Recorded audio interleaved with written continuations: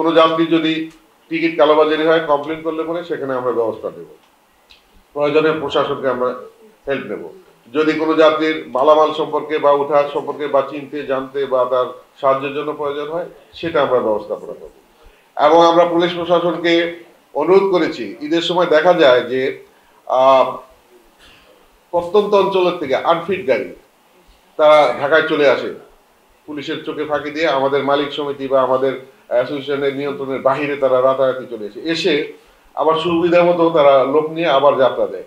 তো দেখা গেল ওই গাড়িটা ফিট না, অথবা দেখা গেল ওই গাড়িটা ট্রেন, ড্রাইভারটা ট্রেন না, রাস্তায় গিয়ে সে একটা দুর্ঘটনা করলো। আমরা এই বিষয়গুলি যৌথ বাহিনী সহ, পুলিশ সহ, আমাদের মালিক শ্রমিকদের নেতৃবৃন্দ সহ আমরা সজাগ আছি এবং আমরা সকল জায়গায় এ ব্যাপারে সার্কুলার দিয়েছি এবং পুলিশকে অনুরোধ করেছি, প্রশাসনকে অনুরোধ করেছি এই সমস্ত গাড়ি পেলে আসার আগেই যাত্রী সম্মিলিত হলে পরে তাকে নামায় দেওয়া, তাকে ফিরিয়ে দেওয়া একটা কষ্টকর ব্যাপার হয়। তখন যাত্রীরা নামতে চায় না যে আমরা যাব, কারণ সে ঘরে যাওয়াই তার তখন প্রধান উদ্দেশ্য থাকে। সে ফিট আনফিট গাড়ি অথবা দক্ষ অদক্ষ চালক যাচ্ছে এটা তার মাথায় অতটা কাজ করার কথা না। সে জানে যে একজন চালক আছে, সে নিয়ে যেতে পারবে, আসলে সে দুর্ঘটনা ঘটাবে।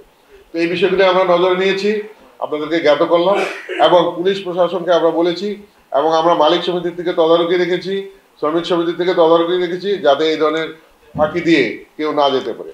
আমরা টার্মিনালগুলিতে আমাদের মালিক শ্রমিকরা ভিজিলেন্ট টিমের মাধ্যমে আমাদের প্রতিটা কোম্পানিকে আমরা পর্যবেক্ষণে রাখবো। আনট্রেন কোনো ড্রাইভার কোনো গাড়ি নিয়ে যাতে রওনা দিতে না পারে এবং ওভারলোড কেউ যাতে না করতে পারে। আমরা পুলিশ প্রশাসনকে অনুরোধ করেছি, যৌথ বাহিনীকে অনুরোধ করেছি, আমরা চিহ্নিত করেছি যে একটা গাড়ির জন্য আমরা টিকিট কেটে দিলাম, অগ্রিম টিকিট দিয়ে দিলাম, কিন্তু যথাসময় গাড়িটা আসলো না, সেক্ষেত্রে যাত্রীদের ভোগান্তি হয়। যার জন্য ঢাকার চারপাশে চন্দ্রা, গাজীপুর, আপনার শনিরাকড়া, বাইপাল ইত্যাদি যতগুলি জায়গা আছে সেই সব জায়গাগুলোতে যাতে বিশেষ টহল এবং পুলিশের বিশেষ ব্যবস্থাপনায় যানজটটাকে আমরা মুক্ত রাখতে পারি, তাহলে গাড়ির ফ্রিকোয়েন্সি বেড়ে যাবে, যাত্রীদের যাতায়াতের সুবিধা হয়ে যাবে। আমরা কালোবাজারি যাতে রোধ হয় তার জন্য 5টি বেশি করে টিকিট অগ্রিম বিক্রি করব না এবং আমরা লক্ষ্য করব যে কেউ অধিক সংখ্যক টিকিট নিয়ে বেশি দামে আবার বিক্রি করে কিনা। আমরা কোনো গাড়িতেই যাতে বেশি ভাড়া না নেয় সে ব্যাপারে আমাদের পর্যবেক্ষণ টিম থাকবে, প্রশাসনের লোক থাকবে এবং আমরা সেই বিষয়গুলি নজরে রাখবো। এই ধরনের যদি কেউ জড়িত হয় তার সাথে আমরা তাদের বিরুদ্ধে কঠোর ব্যবস্থার জন্য আমরা ব্যবস্থা রেখেছি। তবে সকলের জ্ঞাতার্থে একটা জিনিস আমি জানাই, অধিক ভাড়া নেওয়ার ব্যাপারে একটি অভিযোগ আমরা প্রায়ই শুনে থাকি এবং সেটা হয়ও। আমরা কঠোর নির্দেশনা দিয়েছি এবং আমরা তদারকিতে থাকবো ইনশাল্লাহ। একটি সমস্যা হয় এমন, যেমন আমাদের আপনারা দেখবেন যে বিমান যদি ঢাকা থেকে কোথাও যায়, ডোমেস্টিক লাইনেই হোক, দেখবেন বিশেষ বিশেষ সময় বিশেষ বিশেষ দিনে তারা একটু বেশি ভাড়া নেয়, আবার বিশেষ সময় কম ভাড়া নেয়। আমরা সেটা বলছি না, আমরা সরকার নির্ধারিত ভাড়াই নেব, কিন্তু আমাদের ব্যবসায়িক প্রতিযোগিতার কারণে যেমন নর্থ বেঙ্গল, সাউথ বেঙ্গল অনেক জায়গায় আছে যে গাড়ি অধিক, সার্ভিস অধিক, যাত্রী কম, ওই সময় দেখা গেল যে যাত্রী ভাড়া হলো 500 টাকা, সেখানে কিন্তু এই কম্পিটিশনের কারণে যাত্রী আমাদের মালিকরা বা আমাদের শ্রমিকরা আমরা এমনিতে 100 টাকা কমে নিলাম। সরকার নির্ধারিত করা 500 টাকা আছে চার্ট অনুযায়ী, কিন্তু আমরা 400 টাকা নিচ্ছি। সারা বছর এই 400, 450, 300 না 400 ধরেন 100 টাকা কমে যাতায়াত করে। সারা বছর চলতে গিয়ে যাত্রীরা মনে করেন যে এটাই তার ন্যায্য ভাড়া।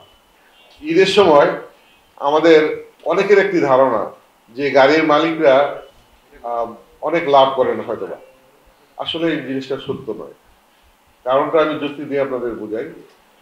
যাত্রীগুলি এবং আমাদের যাতায়াতের লোকগুলি একমুখী হয়ে যায়, অর্থাৎ ঢাকা থেকে যেখানে গ্রামে বা প্রত্যন্ত অঞ্চলে যায় একমুখী যাত্রীর অধিক চাপ থাকে, কিন্তু আপনি অধিক তো নিতে পারবেন না। তো সেই ক্ষেত্রে যখন গাড়িটা ফিরে আসবে তখন সে খালি আসে, তার ফুয়েল এক্সপেন্ডিচার সহ, চালকের বেতন সহ, ফেরি টোল সহ অন্যান্য খরচাপাতি কিন্তু সবই সমান আছে। ফলে দেখা যায় যে ঈদের সময় আমরা এই যে যাত্রী পরিবহন করি, অনেকেই মনে করেন যে মালিকরা অনেক লাভের আশা এটা করে, আসলে কিন্তু আমরা স্টাফের বোনাস বা গাড়ি মেনটেন করে রাখা এবং সমান সমান থাকতে পারলে খুব খুশি। বাট আমাদের এটা দায়িত্ব, সেবামূলক প্রতিষ্ঠান।